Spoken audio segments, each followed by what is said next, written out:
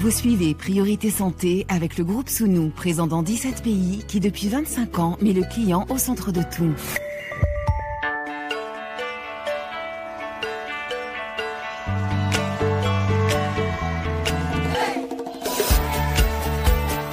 Priorité Santé, Caroline Paré. Bonjour à toutes et à tous. Prendre soin de ses reins, c'est quand un diagnostic est posé, accéder à une bonne prise en charge, au traitement adapté, comme opérer certains changements dans ses habitudes. Mais prendre soin de ses reins, c'est aussi bien sûr agir avant, en préservant ses organes de l'insuffisance rénale qui, à divers degrés, peut menacer sérieusement la qualité de vie, voire la vie tout court. Préserver la santé de ses reins au quotidien, car c'est souvent tard, trop tard, qu'est tirée la sonnette d'alarme, puisque jusqu'à un stade très avancé de la maladie, c'est en silence que cet organe qui filtre le sang et produit l'urine se détériore. Ce qui fait que, par exemple, dans un pays comme la France, un tiers des personnes concernées par la maladie rénale chronique est prise en charge à un stade sévère, et dans la moitié des cas, les patients sont diagnostiqués de manière fortuite, alors qu'ils étaient venus consulter pour un autre problème de santé. Le dépistage repose sur des examens simples, prise de sang, analyse d'urine, facteurs de risque combinés associés, puisque nos reins peuvent aussi être mis à l'épreuve par certaines maladies chroniques comme le diabète, l'hypertension artérielle ou encore fragilisés par le tabagisme ou l'obésité. Importance donc de communiquer à ce sujet, car une large partie du public ignore encore la véritable fonction de ses reins et en cas de maladie rénale chronique, sous-estime la gravité des risques. 850 millions de personnes dans le monde souffrent d'une infection rénale d'après l'Organisation mondiale de la santé. Quelles sont les différentes maladies rénales? Comment améliorer le quotidien des patients? En studio avec nous, professeur Corinne Isnard-Banis, bonjour. Bonjour. Vous êtes néphrologue, chef de service adjointe dans le service de néphrologie de l'hôpital de la Pitié-Salpêtrière à Paris, professeur de néphrologie à la Sorbonne de Paris. Vous avez signé le livre Miction impossible aux éditions du Rocher. En deuxième partie d'émission, nous retrouverons en ligne du Gabon le docteur Soumaïla Diawara, néphrologue à la polyclinique Carthage d'Oyem. Et puis en fin d'émission, chronique sport avec docteur Jean-Marc Sen, médecin du sport, auteur du livre Le sport, je me lance aux éditions InPress. Priorité santé sur RFI. Dépister, sensibiliser, bien sûr, comme pour d'autres maladies chroniques, quand on parle de la maladie rénale, on insiste sur l'importance du diagnostic précoce. Professeur Corinne Isnard-Banis, c'est particulièrement vrai en raison de l'absence de symptômes, on va dire perceptibles, par exemple de douleurs qui permettraient de détecter de manière naturelle, hors analyse, la présence de ce problème au niveau des reins. Absolument, vous avez déjà tout dit. Les reins sont des organes merveilleux qui travaillent très discrètement. Et on ne se rend pas compte du fait qu'ils marchent moins bien jusqu'à ce que la situation soit vraiment, la plupart du temps, un petit peu sévère. Et ça nous cause beaucoup de difficultés puisqu'il faut aller faire des examens exprès pour dépister les maladies chez les gens à risque. Alors, ce qu'on ne sait pas, c'est que quand on a un vrai problème au rein, la plupart du temps, ça ne fait pas mal. Et ce qu'on croit, par exemple, par exemple, les fausses croyances, certaines douleurs dans le bas du dos, on dit j'ai mal au rein, or, c'est pas du tout les reins. À chaque fois qu'on dit qu'on a mal au rein, en réalité, on a probablement mal à ses muscles. Souvent, c'est musculaire ou à ses vertèbres. Mais en tout cas, les reins ne font mal que principalement dans une situation, c'est quand il y a des petits cailloux qui bloquent l'élimination des urines, donc les calculs. Et là, ça fait vraiment très, très, très mal. Donc, c'est très particulier comme situation. Ça s'appelle une colique néphrétique. Et ça, c'est vrai qu'en général, on court aux urgences. Et ça, on court aux urgences parce que c'est absolument horriblement douloureux. Par exemple, est-ce que la fréquence des urines, ça constitue un symptôme d'un problème rénal ou pas forcément? Ça peut, parce que si vous voulez, les reins fabriquent l'urine. Et puis ensuite, il y a des petits tuyaux qui amènent l'urine dans la vessie. Puis ensuite, il faut éliminer les urines en faisant pipi. Et donc, évidemment, quand on s'intéresse aux maladies rénales, on est obligé de s'intéresser à tout ce système, à tout ce réseau d'élimination des urines.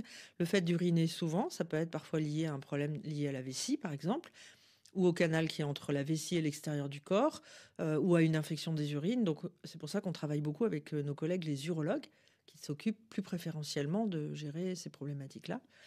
Et on travaille ensemble. Et on a par exemple un auditeur Oumar d'Abidjan qui dit qu'il a 26 ans, il urine énormément depuis près d'1 an, il y va 4 fois parfois en 1 heure, le matin, la nuit, il peut se lever 5 fois la nuit pour uriner. Bien sûr, à distance, on ne peut pas savoir si c'est les reins, si c'est un autre problème, mais on peut lui conseiller peut-être de procéder à certains examens. face à D'abord, une on peut telle lui dire qu'il situation? faut qu'il en parle à son médecin. Ouais. C'est très important, il ne faut pas rester comme ça. La deuxième chose, c'est que à son âge, comme il est très jeune, on a plutôt des maladies rénales quand on est plus âgé habituellement. Donc on doit éliminer le diabète, absolument. Donc on doit savoir s'il n'y a pas trop de sucre dans les urines, ce qui fait faire pipi souvent aussi. Et ça, c'est une simple prise de sang, hein? Et ça, c'est une simple prise de sang. Mm. Et puis, il faut aller voir son médecin pour savoir s'il n'y a pas une infection des urines, tout simplement, Mm. ou s'il n'y a pas un problème avec la vessie et l'urètre. Et Donc- c'est pas très difficile d'en faire le diagnostic. Oumar, dans son message, explique que ça dure depuis 1 an. Donc, Oumar, s'il y a un conseil, directement consultation chez le médecin, on en Absolument. parle et on voit les examens qu'il faut faire. C'est très Absolument. important. Alors, connaître ces maladies du rein, c'est bien sûr, professeur, connaître les fonctions de cet organe pour notre corps. C'est vrai qu'on associe les reins à l'urine, on va Oui. dire trivialement, mais pas Oui. que. Mais pas que. Alors c'est intéressant parce qu'en effet, les reins nous permettent, ce qui est fascinant avec les reins, c'est que ce sont les organes qui nous permettent de vivre à des températures différentes, en s'alimentant ou en buvant de manière différente. C'est-à-dire ils maintiennent un certain équilibre à l'intérieur du corps, quelles que soient les conditions extérieures. Donc si je vis dans un pays où il fait 40 degrés, les reins vont s'arranger pour que les urines soient plus concentrées et garder l'eau à l'intérieur du corps. Si je vis à Paris où aujourd'hui il fait pas très chaud, les urines vont être plus diluées parce que j'ai pas besoin de garder trop d'eau parce que je transpire moins. Voilà, donc ça c'est le premier point. Mais aussi, les reins ont d'autres fonctions. Ils interviennent dans le contrôle de la tension. C'est pour ça que on a dans 80% des cas, quand on a une maladie rénale, on a souvent de l'hypertension. Ils fabriquent des hormones. Et puis également, ils sont très impliqués dans la fabrication des globules rouges. Donc quand on a une maladie rénale avancée, on a souvent ce qu'on appelle une anémie, c'est-à-dire qu'on manque de globules rouges et on peut être très fatigué. Sans vouloir dramatiser, il faut quand même insister sur le caractère irréversible de certaines atteintes rénales, d'où l'importance d'insister sur ce fameux diagnostic précoce. Absolument, parce que ce qui est très frustrant en néphrologie, c'est qu'on a des outils pour ralentir l'évolution des maladies, on a des outils pour guérir certaines maladies, mais quand les reins sont déjà très malades et que la maladie évolue depuis très longtemps, on est souvent un petit peu démuni à part remplacer la fonction rénale par la dialyse ou par la greffe. Et ça, on va en parler, mais ce sont des traitements lourds, compliqués, et tout le monde n'y a pas accès malheureusement dans le monde. Et quand il y a une atteinte rénale, en général, les 2 organes sont concernés simultanément ou ça peut aller que sur un organe? Alors, si les reins sont victimes d'une maladie plus générale comme le diabète ou l'hypertension, à ce moment-là, ce sont les 2 reins qui sont atteints. Parfois, on peut avoir une tumeur au niveau d'un rein, par exemple, qui va rendre un seul rein malade. On va enlever ce rein par une opération chirurgicale pour guérir le patient, par exemple. Et puis l'autre rein va être tout seul et il va se débrouiller pour faire le job tout seul. Alors, la plupart du temps, il y arrive. Des fois, il y arrive moins bien. Et quand une personne se retrouve justement dans cette situation, quand on dit, ça fait un peu peur, insuffisance rénale chronique terminale, ça veut pas dire, ça veut dire que là, finalement, Alors, le rein ne fonctionne plus. C'est intéressant que vous souligniez ce mot. On essaye de plus l'utiliser en néphrologie. Je trouve ça dur. Parce que terminal, ça voudrait dire qu'il n'y a pas de solution de traitement. Or, évidemment, il y a des solutions de traitement. Ce que ça veut dire, ce terme, ça veut dire que les reins, au bout d'un moment, vont plus suffire à assurer notre santé au quotidien. Et ça veut dire que cette étape-là va nous amener à vouloir remplacer certaines fonctions des reins par la dialyse ou par la greffe. Alors, ce dernier stade, ça veut dire qu'il y en a plusieurs avant, bien évidemment. Oui. Est-ce que ça veut dire qu'à chacun de ces stades, c'est un niveau de prise en charge différent? Oui. En France, par exemple, on a la chance d'avoir une réglementation qui rembourse la prise en charge des patients qui ont une maladie rénale sévère avant le stade de la dialyse. On leur offre, entre guillemets, une prise en charge par un diététicien gratuitement.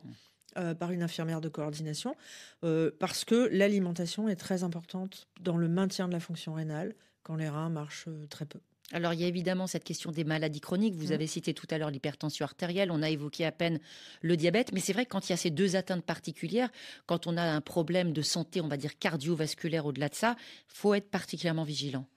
Alors en général, quand on a un diabète, les médecins qui suivent le diabète vont systématiquement regarder 1 fois par an au moins s'il y a de l'albumine dans les urines, parce que de petites quantités d'albumine vont déjà indiquer que le diabète a un retentissement sur la fonction des reins.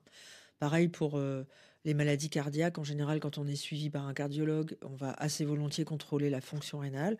Pour contrôler la fonction rénale, c'est une simple prise de sang. Et on dose la créatinine, ça coûte pas cher, c'est simple et ça permet d'avoir une idée de comment fonctionnent les reins. Alors justement, par rapport à ces complications possibles du diabète, question de Alice, elle est à Libreville au Gabon, question qu'elle nous a envoyée sur le répondeur de l'émission, on l'écoute. Bonjour, je m'appelle Alice, je vis à Libreville. J'aimerais savoir si une personne diabétique atteignant l'âge de la cinquantaine peut forcément terminé par une insuffisance rénale, vu que toute sa vie, elle a été diabétique et puis qu'elle prend des médicaments. Merci, bonne journée. Alors, Alice qui s'interroge en quelque sorte sur le caractère systématique des complications rénales du diabète, d'une insuffisance rénale à un stade ultime impliquant une dialyse. Qu'est-ce qu'on peut lui répondre, professeur ? Alors Alice, j'espère qu'elle nous écoute. Bien sûr que le diabète ne conduit pas systématiquement à la dialyse, évidemment. Ce qui est très important quand on a un diabète, c'est de comprendre que les reins s'abîment avec le temps. Et encore, il ne touche pas tous les patients diabétiques, bien entendu. On considère que c'est à peu près une personne sur 3 qui va avoir des sérieux problèmes avec ses reins quand il a été diabétique plus de 15 ans au moins. Et ce qui est très important, c'est de traiter le mieux possible son diabète. Et donc ça, avec les traitements qui sont proposés, de surveiller sa tension, et puis de surveiller par la prise de sang et par l'analyse d'urine de temps en temps la fonction des reins pour vérifier que tout va bien de ce côté-là. Alors, autre question d'auditeur. On part maintenant pour le Bénin, où l'on va retrouver en ligne Saliou. Saliou, bonjour. Oui, bonjour. Alors, Saliou, vous êtes âgé de 51 ans et vous êtes directement concerné par l'insuffisance rénale. Depuis combien d'années est-ce que vous recourez très régulièrement à la dialyse ? Depuis 17 ans. Depuis 17 ans maintenant. Est-ce que vous savez, Saliou, est-ce qu'un médecin vous a expliqué ce qui a été à l'origine de cette défaillance de vos reins ? Oui, j'étais hypertendu. Oui. Et ce diagnostic d'hypertension, il a été... Excusez-moi, Saliou, ce diagnostic d'hypertension, il a été posé en quelle année ? Et est-ce qu'à ce moment-là, vous avez eu un traitement pour l'hypertension ? Bon, en 91, je suis allé faire un don de sang. Oui. C'est là qu'ils ont vu que ma tension est élevée. Ils m'ont mis en observation. Oui. Et 1 heure de temps après, ils prennent la tension encore, c'est la même chose. Mmh. Donc, ils m'ont demandé des analyses. Et après ça, qu'ils ont dit que je suis hypertendu. Mmh. Et vous avez pris des médicaments au long cours contre l'hypertension pour réguler justement cette pression artérielle ? Oui, je prenais des médicaments depuis 91 jusqu'en 2006 où j'ai commencé la dialyse. Donc, vous avez toujours été sous traitement. En dépit de ça, la santé de vos reins s'est détériorée et ça a été jusqu'à ce diagnostic d'insuffisance rénale. À ce moment-là, vous avez fait certaines analyses pour comprendre dans quel état étaient vos reins ? Oui, on m'a fait un bilan complet dans lequel il y a l'analyse de la créatinine, de l'urée. On m'a demandé une échographie rénale. Et après ça, ils ont dit que ce sont les reins. Parce que je développais des œdèmes. En ce qui concerne les dialyses, et ce n'est pas du tout anecdotique, parce qu'au moment où on vous appelle, Saliou, vous êtes précisément en train de faire cette dialyse, c'est ça, hein ? Oui, je suis sous dialyse en ce moment. On peut dire que vous êtes branché en ce moment.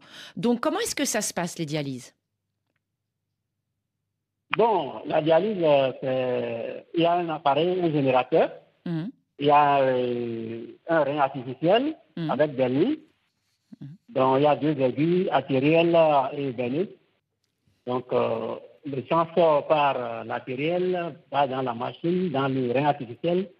Ça fixe les déchets, l'eau, ça revient dans le corps par les veines pendant 4 heures de temps. 4 heures de temps, à quelle fréquence dans la semaine ? Combien de fois par semaine ? 3 séances par semaine. Et c'est quoi la durée du trajet entre le centre médical où vous êtes dialysé et votre domicile ? 120 km. Donc 3 fois par semaine, vous faites 120 km aller, 120 km retour. Ça veut dire que c'est un job à temps plein, cette dialyse. Voilà, et ce n'est pas remboursé comme chez vous en France. Bah oui, bien sûr. Comment vous faites sur le plan financier ? Bon, on se débrouille. Il y a des jours où on est obligé de faire appel à des parents. Oui. Oui. Bon, parfois, on s'endette, on prend les taxis. Donc, on fait des crédits, il y a la solidarité familiale. Et vous avez bien sûr, Saliou, une question, pas forcément une question, c'est plus un message que vous avez envie de diffuser à celles et ceux qui nous écoutent aujourd'hui, qui sont derrière le poste de radio, derrière le téléphone, qui sont en train de réécouter l'émission. Allez-y, transmettez ce message aux auditrices et aux auditeurs de RFI. Voilà, j'ai ce message, j'ai encore une petite question. Oui, allez-y. Bon, ok, le message là, je veux dire aux auditeurs qui n'ont pas encore ce mal de faire très attention à ce qu'ils mangent et à ce qu'ils boivent. C'est ça. Éviter trop de sel, trop d'huile, et éviter de prendre trop de poids aussi. Donc, avoir une alimentation équilibrée. En général, c'est bon pour tout, pour la santé, mais c'est bon en particulier pour les reins. Faire de l'activité physique, toujours ce qu'on dit en termes de prévention. Et vous aviez donc cette petite question sur justement le lien entre ce qui se passe pendant votre dialyse et d'autres choses de la vie quotidienne. Allez-y, Saliou. Voilà, j'aimerais savoir le lien qu'il y a entre l'insuffisance rénale et le dysfonctionnement érectile. Parce qu'on en souffre beaucoup. Est-ce qu'il y a un lien entre le dysfonctionnement érectile et les problèmes de reins ?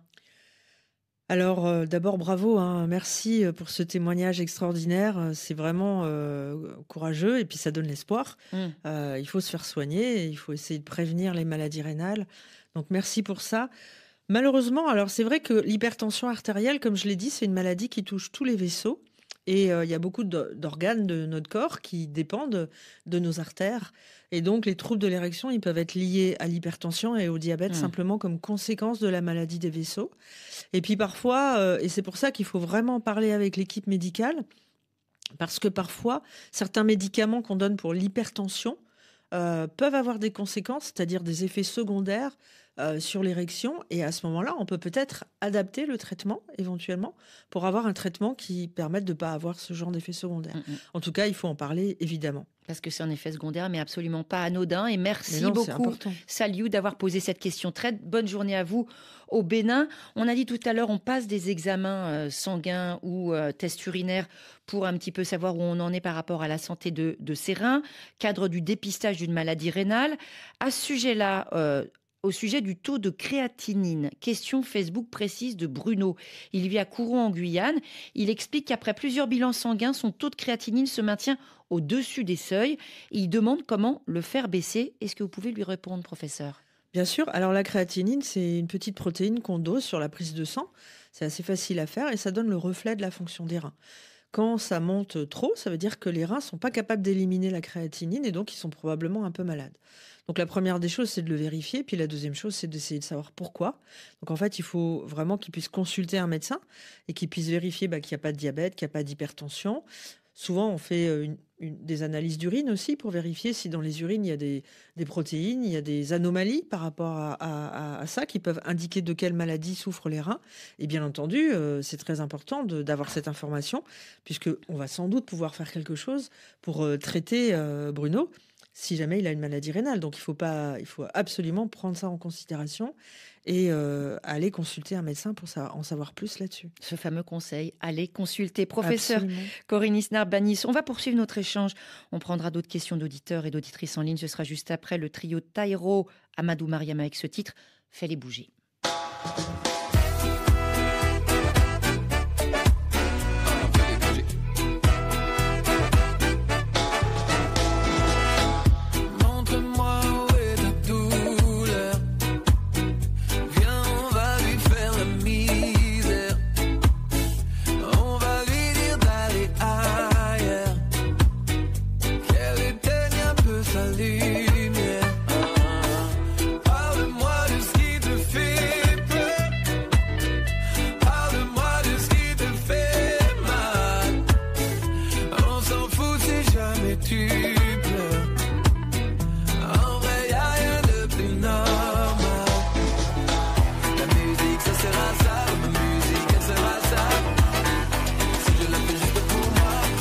Ça sert à quoi? Dans ma musique et son discours, je veux qu'il y ait de l'amour.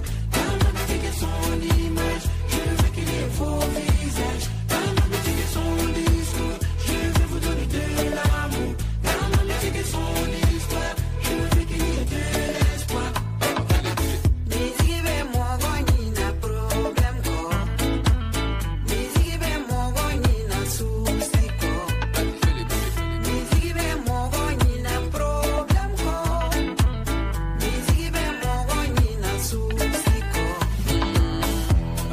foutre le cul par terre, tes angoisses on va les faire suer. Les faire bouger sur un train d'enfer, le tempo comme un coup de fouet. Faire tomber leur chiffre d'affaires. Vas-y Mariam, fais-les chanter. Elles ne passeront pas l'hiver. Vas-y Amadou, fais-les danser. Ouais, ta peine n'a aucune chance. On va lui couper son sifflet. Ici t'es sur la bonne fréquence. Allez, prends-moi cela. Ma musique, elle sert à ça. La musique, ça sert à ça. Si on a fait c'est pour soi, dis-moi, ça sert à quoi? Ta musique et son discours, je veux qu'il y ait de l'amour. Ta musique et son image, je veux qu'il y ait vos visages. Ta musique et son discours, je veux vous donner de l'amour. Ta musique et son histoire, je veux qu'il y ait de l'espoir.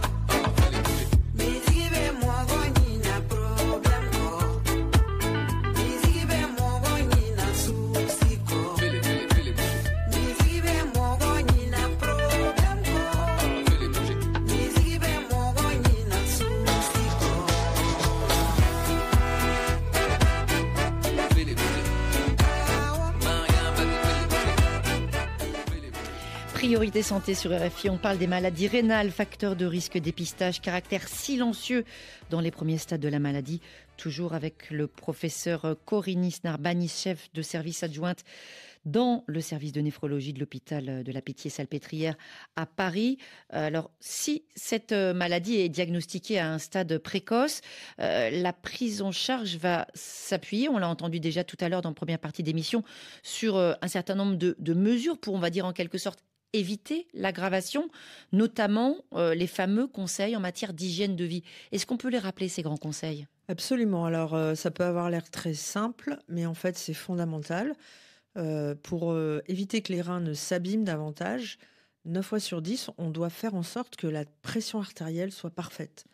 Et donc, évidemment, il y a des médicaments pour ça. Mais le problème de nos sociétés partout dans le monde aujourd'hui, c'est qu'on mange beaucoup trop de sel. Et c'est un des éléments majeurs qui augmente la tension. Et si on n'est pas attentif à son alimentation de ce point de vue, on peut augmenter les médicaments, en prendre 1, 2, 3, 4, 5. Parfois, on n'arrive pas à contrôler les chiffres de tension et les reins vont s'abîmer à cause de la tension. Et c'est vrai qu'on le rappelle souvent dans certaines cultures culinaires, on pense en particulier à l'Afrique subsaharienne, les cubes aromatiques, on n'en met pas un, quand on fait un bouillon, quand on fait une sauce, mais 4-5. Alors vraiment, Absolument. On sait qu'il y a des épices locales, naturelles, traditionnelles qui font très bien le travail. Il y a le poisson séché, il y a différentes épices qu'on trouve au marché qui marchent très bien. On oublie les cubes aromatiques, on peut même les fabriquer soi-même avec beaucoup moins de cochonneries à l'intérieur. C'est fondamental ce que vous dites. Nos diététiciennes passent leur journée à expliquer ça. C'est très important. On donne pas de marque, mais tout le monde sait très bien de qui on parle. Question Facebook, toujours cette fois Edith du Cameroun qui s'interroge sur le caractère héréditaire de l'insuffisance rénale. Elle raconte, sa maman est décédée des suites de cette maladie. Et là encore, quelqu'un qui s'inquiète un petit peu sur le caractère inéluctable de cette maladie. Est-ce qu'à 46 ans, pour elle, il est trop tard pour protéger ses reins ? Alors, Edith, il est jamais trop tard. Ça, c'est fondamental. On peut toujours faire quelque chose pour soigner les reins.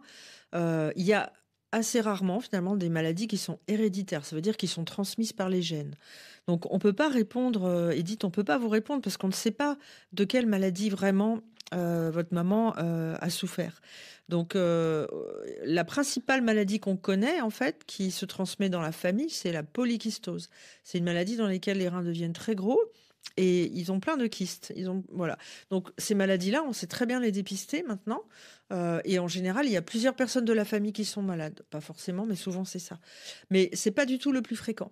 Et malheureusement, il est tout à fait possible que votre maman ait eu une hypertension ou un diabète que peut-être on n'a pas pu diagnostiquer et que c'est ça ou autre chose qui a abîmé ses reins. Auquel cas, il n'y a pas du tout de risque pour vous.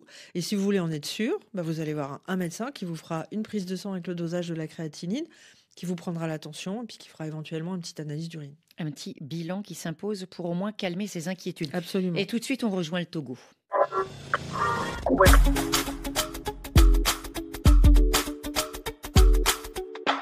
RFI à Lomé, 91.5 FM.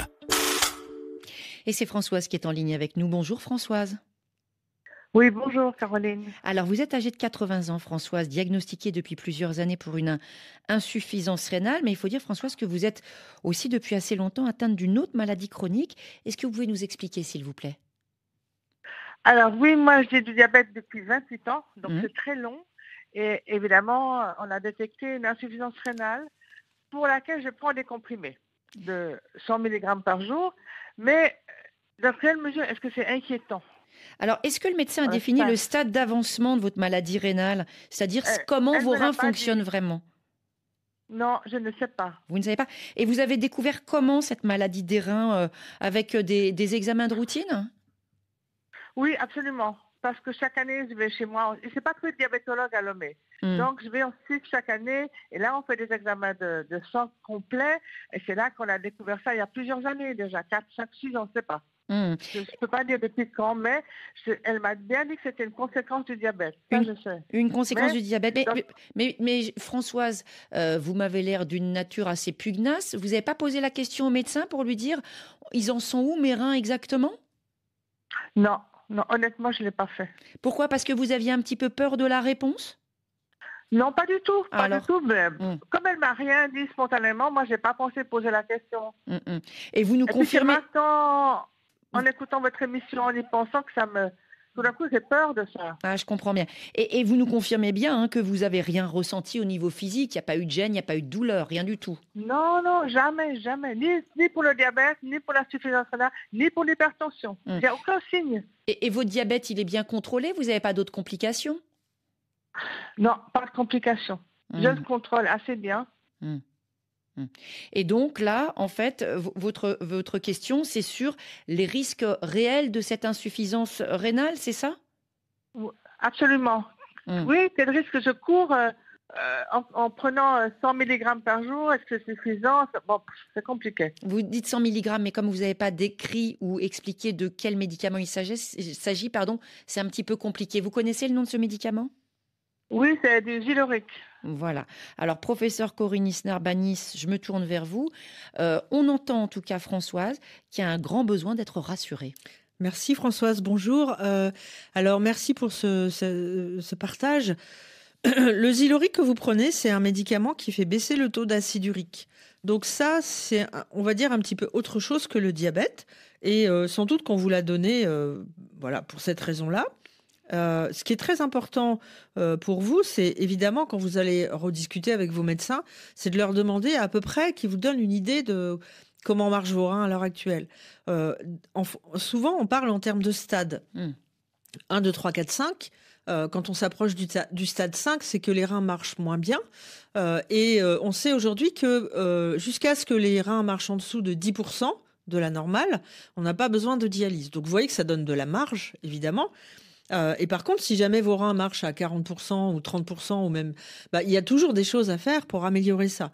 Comme on l'a dit, il y a bien vérifier que la tension est bien contrôlée, bien vérifier que votre diabète est bien contrôlé, et puis vérifier s'il y a de l'albumine dans les urines, vérifier qu'il n'y a pas d'infection urinaire. Donc il y a plein de choses à discuter avec votre médecin. Donc c'est vraiment super important d'en parler et de poser la question parce que votre médecin qui suit votre diabète, certainement qu'elle sait à peu près comment marchent vos reins et elle peut vous l'expliquer.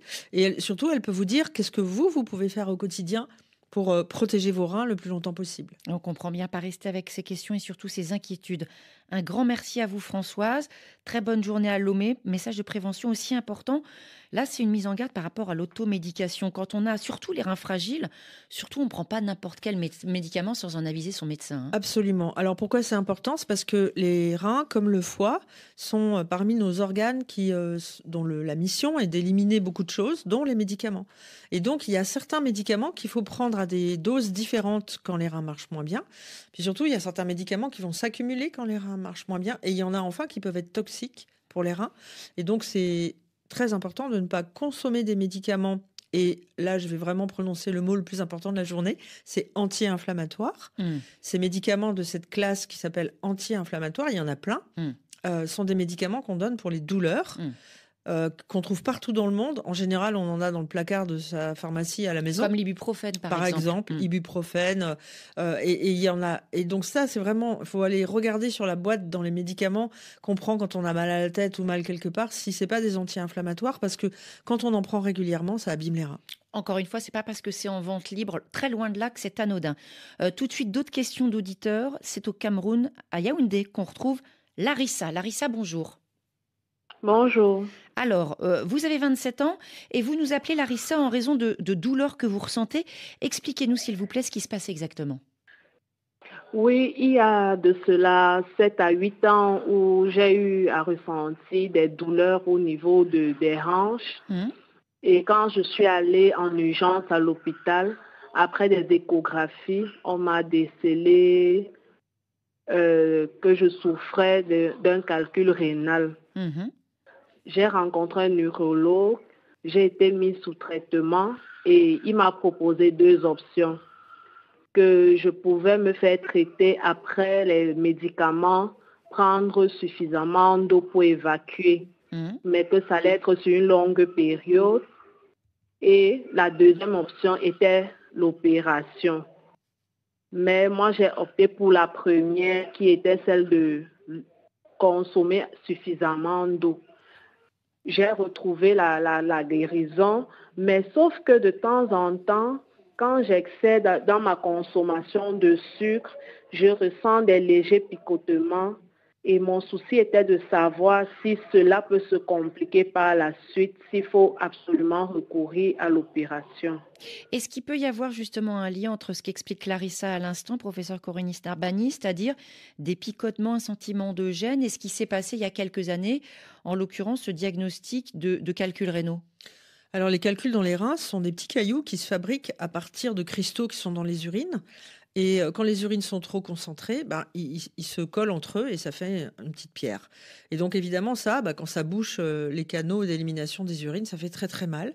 Les douleurs peuvent être assez bizarres. On peut avoir des douleurs dans les reins, on peut avoir des douleurs dans le ventre et on peut avoir l'impression que c'est dans les hanches, comme Larissa vient de nous l'expliquer. Après, quand on a des brûlures vraiment ou des picotements, au moment où on fait pipi, ça peut être autre chose. Ça peut être simplement une petite infection urinaire banale. Donc peut-être ça mérite de faire des examens quand il y a ce genre de symptômes.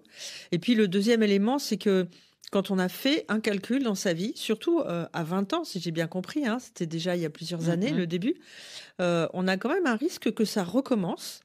Et donc, pour éviter que ça recommence, Larissa l'a bien compris, le meilleur moyen, c'est de diluer les urines. Pour que si jamais il y a des petits cristaux dans les urines, ils ne puissent pas se coller entre eux et fabriquer un calcul. Alors, quand on vit dans un pays où il fait très chaud, la seule chose, le conseil que je voudrais donner à Larissa, c'est que c'est bien de boire 1,5 litre d'eau par jour, mais peut-être il faut boire beaucoup plus que ça. On peut conseiller, nous, à nos patients, de boire jusqu'à 3 litres par jour, régulièrement, dans la journée, boire aussi la nuit, parce que la nuit, quand on dort, les urines se concentrent et c'est là qu'on fabrique les cailloux. Et puis surtout, quand on boit, d'aller faire pipi.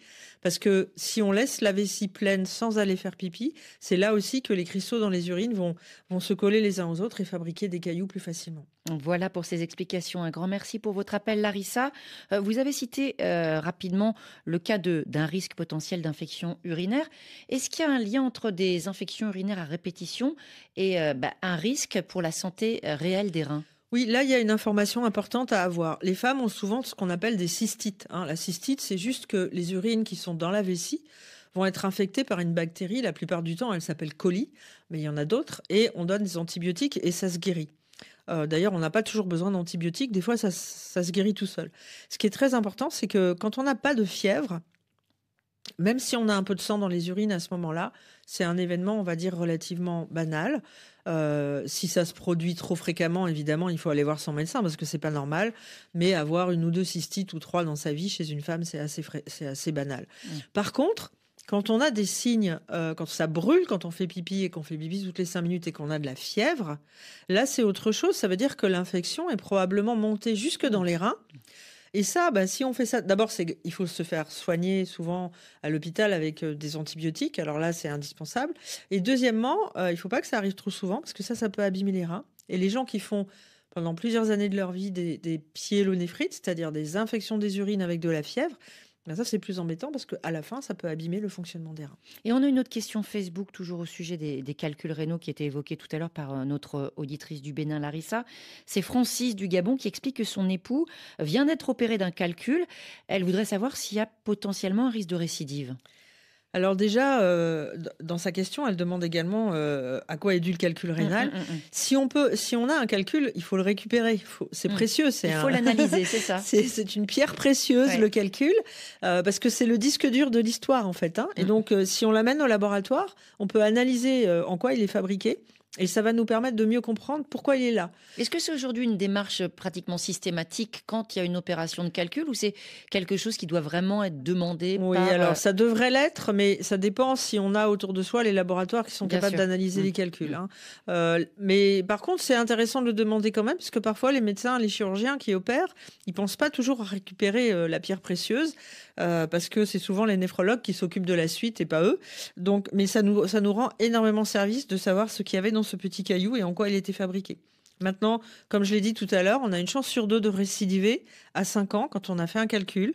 C'est pourquoi, pour l'éviter, ce qu'on a dit tout à l'heure à Larissa, c'est vrai pour tout le monde. Si on boit beaucoup, on a moins de chances que ça récidive. Mais c'est pourquoi c'est très important d'en parler à un néphrologue, parce que les néphrologues vont être capables, avec ou sans la pierre précieuse et les informations du calcul, d'avoir une compréhension du pourquoi on a fabriqué un caillou et du coup de donner des conseils beaucoup plus précis pour essayer d'éviter que ça recommence. Alors, pour donner des explications aux auditeurs et aux auditrices qui nous écoutent, on essaye de joindre le Gabon et le docteur Soumaïla Diawara. Pour l'instant, on essaye et ça n'a pas encore abouti. C'est pour ça que je poursuis ces questions avec vous, professeur Korinnis Narbanis. Question très importante tout à l'heure, évidemment. On a eu cet auditeur qui était dialysé. Là, c'est quand finalement les reins ne fonctionnent plus. Quand il y a la possibilité, par les biais technologiques, scientifiques et les moyens financiers, il y a une autre solution, c'est la greffe. Oui. Ça se fait pas dans beaucoup de pays d'Afrique subsaharienne encore aujourd'hui, ça c'est une réalité. Ça se fait par exemple en Afrique du Nord, mais pas dans beaucoup de pays où on est écouté aujourd'hui. Cette question de la greffe, ou plutôt de l'absence de greffe, si on parle du Gabon, du Mali par exemple, est-ce qu'aujourd'hui dans un pays comme la France, il y a une pénurie de greffons, autrement dit, j'aime pas ce genre de vocabulaire économique pour parler de ça, mais c'est la réalité, une demande supérieure à l'offre? Oui, c'est absolument ça. Alors, on n'a pas assez de greffons pour pouvoir transplanter tout le monde. Et ça, c'est pas une question de moyens financiers, c'est une question de recueil des organes. C'est compliqué de recueillir un organe quand même si la France a fait beaucoup d'efforts et est très organisée pour ça. Heureusement, il y a moins d'accidents de voiture qu'avant, par exemple. Et donc, on a moins d'occasions de récupérer des organes chez des personnes qui sont en état de mort cérébrale, c'est-à-dire qui n'ont aucune chance de pouvoir revivre normalement. Et ce qui est important à développer, c'est certainement de pouvoir donner un de ces 2 reins à un proche. C'est ce qu'on appelle la greffe à partir d'un donneur vivant. Et ça nécessite aussi de faire des examens. C'est assez compliqué parce que ce qu'on veut, c'est ne pas faire prendre de risque à celui qui va donner son rein. Et puis ce qu'on veut aussi, c'est vérifier qu'il y a bien une compatibilité entre le donneur et le receveur et que le rein qu'on va prendre chez un donneur volontaire va bien convenir pour la personne qui va le recevoir. Alors sans plus attendre, on vous retrouve en ligne du Gabon, docteur Soumaïla Diawara. On a fini par vous avoir. Bonjour docteur. Bonjour madame. Alors, néphrologue à la polyclinique Carthage d'Oyem. Hélas, notre entretien va être quelque peu écourté. Unique néphrologue de toute cette région du nord du Gabon. Vous êtes aussi impliqué au Mali dans la prévention et la prise en charge de l'insuffisance rénale. En général, on vient vous voir pourquoi à l'hôpital, docteur? Vous dites? La question sur le motif principal de consultation. Ah oui, ici, des motifs principaux de consultation, c'est déjà les œdèmes. Généralement, les gens consultent pour les œdèmes. Les gens consultent aussi pour des douleurs lombaires ou généralement au cours d'une consultation, n'importe laquelle consultation à la suite des examens où on a des bilans rénaux perturbés ou à la suite même d'une hospitalisation, les collègues nous envoient des malades pour une anomalie au niveau, sur le plan biologique par rapport aux éléments du rein. Alors, donc voici un peu... Le schéma général, j'imagine, à des stades assez avancés.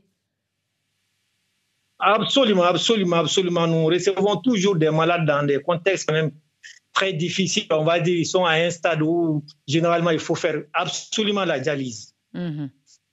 Ça veut dire que, y compris pour les personnes qui présentent des facteurs de risque, on a beaucoup cité l'hypertension artérielle tout à l'heure et le diabète bien sûr, il n'y a pas forcément de politique en amont avec un dépistage, des prises de sang, on va dire dans un cadre davantage préventif. En principe, ce n'est pas une question forcément de politique, c'est une question de compréhension, des niveaux de compréhension des malades. C'est vrai qu'il faut sensibiliser tous les malades qui ont des facteurs prédictifs, comme une hypertension artérielle, un diabète. Ça, ce sont des principaux facteurs quand même pour lesquels le malade doit faire une consultation néphro, ne serait-ce qu'une fois par an. Oui, mais c'est aussi à son médecin de l'orienter vers ses examens s'il n'a pas la connaissance. C'est là aussi le métier des soignants d'orienter leurs patients. Absolument. Chaque fois qu'on a des malades diabétiques ou on a des malades hypertendus lors de nos consultations, nous essayons de faire quand même un bilan rénal.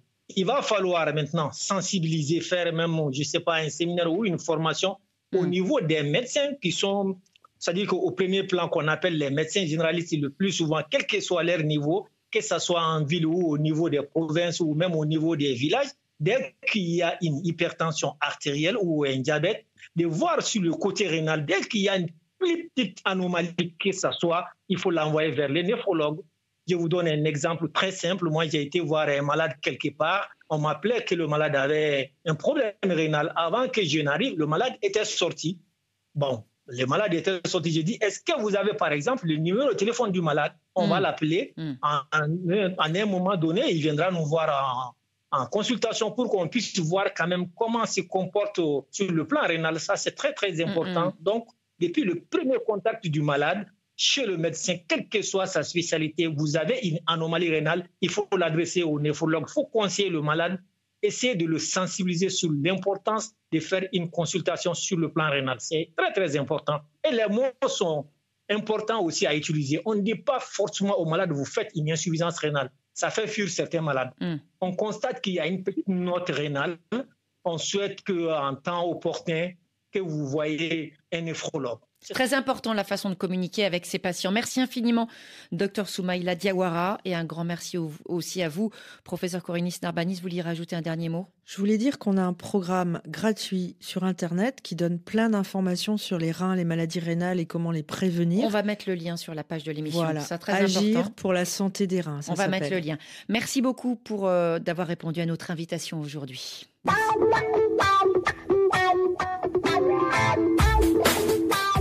Et c'est le moment de parler sport et activité physique dans notre émission. On vous retrouve, Dr Jean-Marc Sen, bonjour. Bonjour Caroline. Dr Sen, médecin du sport, auteur du livre « Le sport, je me lance » aux éditions InPress. Et vous allez nous parler du sommeil. Alors le sommeil, le sport, on ne voit pas forcément le rapport entre ces deux activités. Et pourtant, beaucoup d'influences réciproques, c'est ce que l'on va entendre avec vous. D'abord, est-ce qu'il faut dormir plus quand on est un sportif? Eh ben non, il n'y a pas besoin, lorsqu'on fait du sport, de dormir plus. Il n'y a pas de relation établie entre la durée du sommeil et les performances sportives. En revanche, ce qu'on sait, c'est que le sport va augmenter la phase du sommeil lent profond, qui est une phase de récupération extrêmement importante. Et on sait que ça a augmenté d'autant plus que la personne utilise une activité physique modérément intensive et d'endurance, comme la course à pied, le vélo, la natation ou le vélo elliptique. Ça, donc, c'est parfaitement démontré. Est-ce qu'à l'inverse, le sport peut perturber le sommeil? Et oui, ce que l'on montre, c'est que si on fait certains jeux juste avant le sommeil, comme les jeux de balle, le renforcement musculaire, ou des exercices qui requièrent de l'attention, par exemple, si on fait une compétition, si on a un jeu tactique, eh bien, on sait que ça perturbe plus ou moins fortement, ça dépend des personnes évidemment, l'endormissement. En revanche, lorsque le sport est pratiqué régulièrement, c'est-à-dire qu'il est intégré aux habitudes de vie, eh bien, même en fin de journée, il perturbe pas le sommeil. De même, on sait que quelquefois, lorsque l'on augmente la température corporelle, initialement, on se dit, bah tiens, on augmente la température corporelle, ça perturbe l'endormissement. Eh bien, on sait que à l'inverse, quelquefois, lorsque cet exercice est pratiqué au moins 4 heures avant, ça ne perturbe pas, et même qu'il peut y avoir un effet rebond, c'est-à-dire le fait d'augmenter la température corporelle, ensuite elle rechute quelques heures plus tard, et ça favorise donc l'endormissement. Donc, en gros, il n'y a pas de consensus là-dessus. Ce qu'il faut se dire, c'est que il faut être à l'écoute des signaux de votre corps. Si vous vous rendez compte qu'en faisant telle pratique, vous dormez mal, tout simplement, il suffit de pas la faire ou de la modifier. Alors c'est vrai, quand on parle sport, on parle souvent récupération. Est-ce que le sommeil en fait partie? Et comment est-ce que l'on sait si on a suffisamment dormi? Le sommeil, c'est un élément majeur, effectivement, de la récupération. Et si on a un sommeil perturbé et de moindre efficacité, eh bien sûr, on récupère moins bien. Mais on peut même dire que c'est un des signes, évidemment, du surentraînement.